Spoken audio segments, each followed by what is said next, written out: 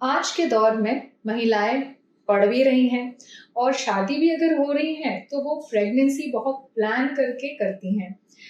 ऐसे प्लानिंग में कभी कभी थोड़ा बहुत लेट हो जाता है और एज अगर 35 और 35 क्रॉस करता है तो वो बहुत चिंतित हो जाते हैं।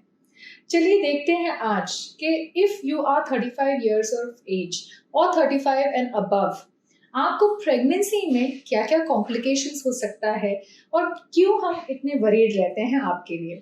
नमस्कार, मैं डॉक्टर शीतल दयाल। आज हम बात करेंगे pregnancy after the age of 35। आज हम देखेंगे कि अगर आपकी एज 35 years ऑफ एज है तो प्रेगनेंसी होने में, प्रेगनेंसी के दौरान एंड प्रेगनेंसी के बाद क्या कॉम्प्लिकेशंस होता है और आपका एज बेबी के एज में इफेक्ट कैसे करता है। सबसे पहले, difficulty in getting pregnant. Studies कहता है कि अगर आप 35 to 39 years ऑफ एज के हैं और प्रेगनेंसी कंसीव करने की कोशिश करते हैं तो 82% की महिलाओं को 1 साल से अधिक लग जाता है। 8% की महिलाओं को 1 से 2 साल से अधिक लगता है और बाकी के जो 10% हैं उनको कंसीव करने के लिए 2 साल से भी अधिक समय लग सकता है। अब देखते हैं कि ये क्यों होता है। आफ्टर 35 कंसेप्शन होना क्यों मुश्किल है। सबसे पहले इज डिक्रीज्ड ओवेरियन रिजर्व। जब एक लड़की पैदा होती है तो उसके अंडकोश में एक रिजर्व रहता है, मतलब अंडे रहते हैं। और जब यही लड़की 12-13 साल तक पहुंचती है और प्यूबर्टी शुरू होती है, मेंस्ट्रुअल साइकिल्स शुरू होते हैं, हर महीना 10 से 12 अंडे रिक्रूट होते हैं और उनमें से एक अंडा निकलता है।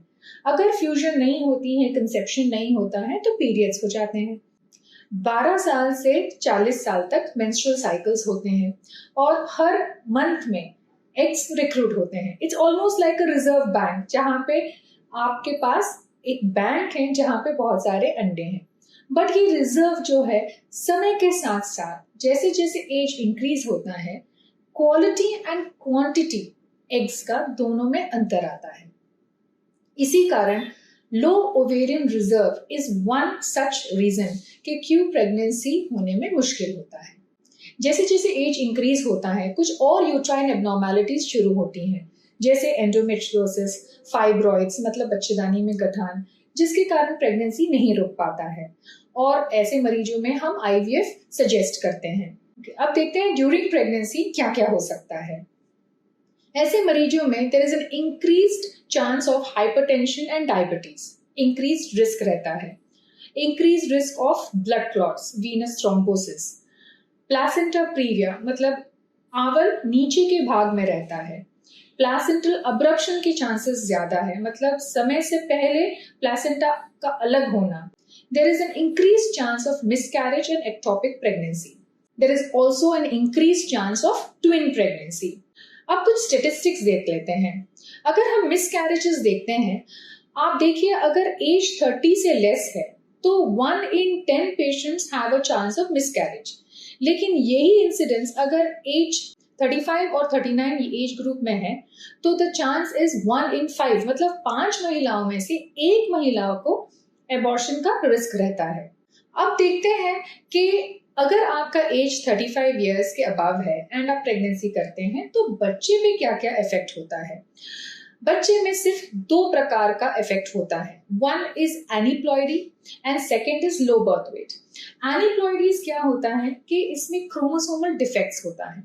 जब क्रोमोसोमल डिफेक्ट्स होते हैं तो हम सबसे कॉमनली बात करते हैं डाउन सिंड्रोम के बारे में।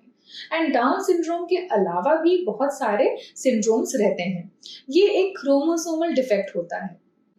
चलिए देखते हैं एक ग्राफ जिसमें एज रिलेटेड डाउन सिंड्रोम या अदर क्रोमोसोमल डिसऑर्डर्स कितने ज्यादा होता है एज के अनुसार।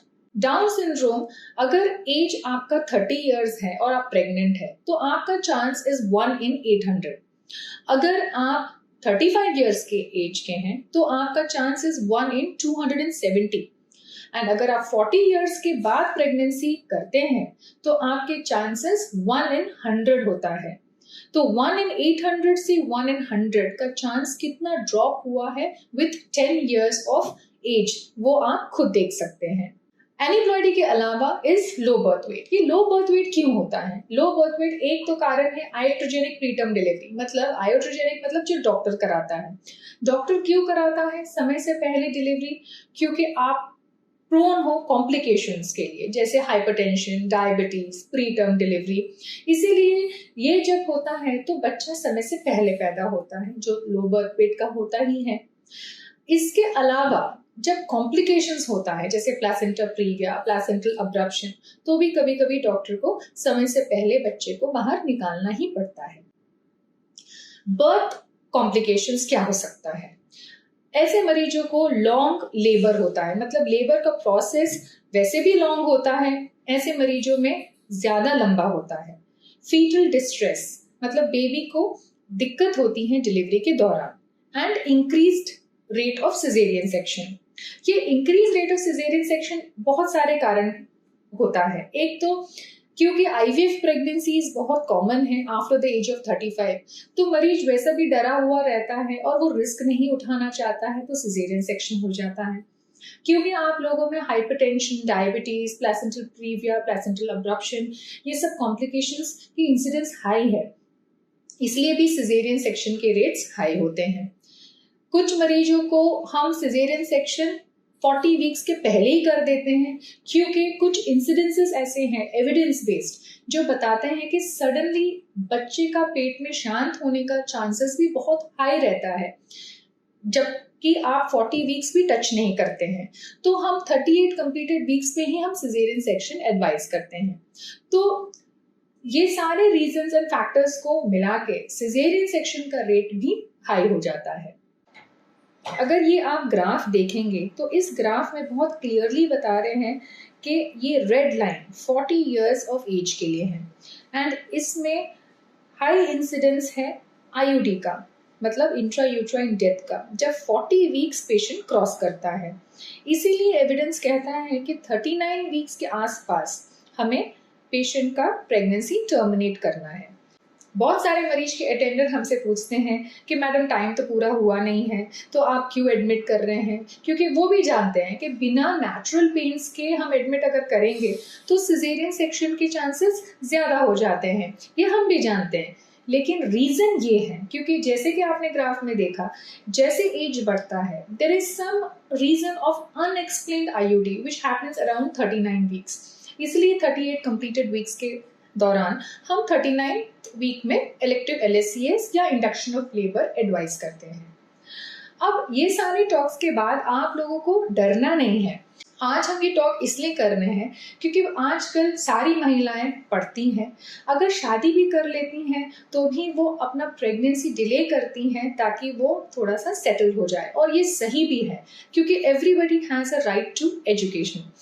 लेकिन अगर आप कुछ कुछ चीज़ें प्रॉपरली फॉलो करेंगे even after the age of 35, फिर आपको प्रेगनेंसी में कॉम्प्लिकेशंस नहीं होगा। तो चलिए देखते हैं कि क्या ऐसा चेकलिस्ट है जो आपको प्लान करना चाहिए जब आप प्रेगनेंसी 35 इयर्स के बाद प्लान कर रहे हैं, चाहे वो फर्स्ट प्रेगनेंसी हो चाहे वो सेकेंड प्रेगनेंसी हो।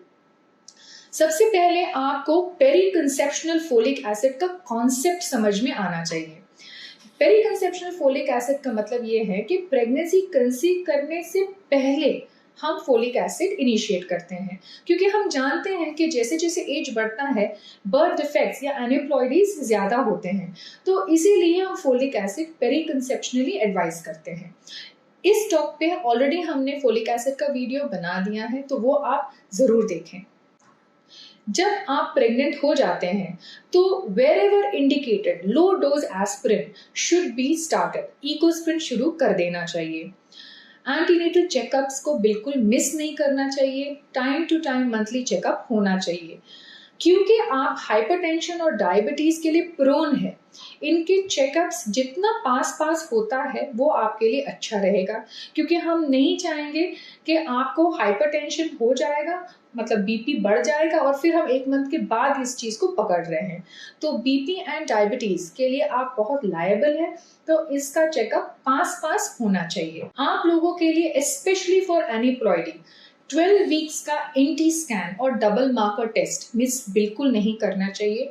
ये 12 हफ्ते का एनटी स्कैन एक बहुत इम्पॉर्टेंट माइलस्टोन रहता है आपके प्रेगनेंसी में, तो इसको बिल्कुल भी मिस नहीं करिए।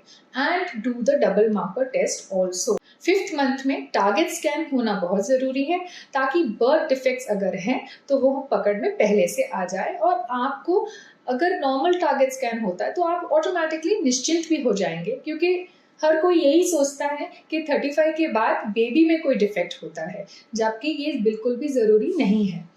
जब आप प्रेग्नेंट हैं 28 वीक्स के बाद फीटल मॉनिटरिंग का खास ध्यान डॉक्टर को रखना है, तो डॉक्टर आपको एडवाइस कलर डॉपलर एनएसटीज बार बार करेंगे, वो आप समय समय पे कराते रहिए। Caesarean section would be a safer delivery mode after the age of 40।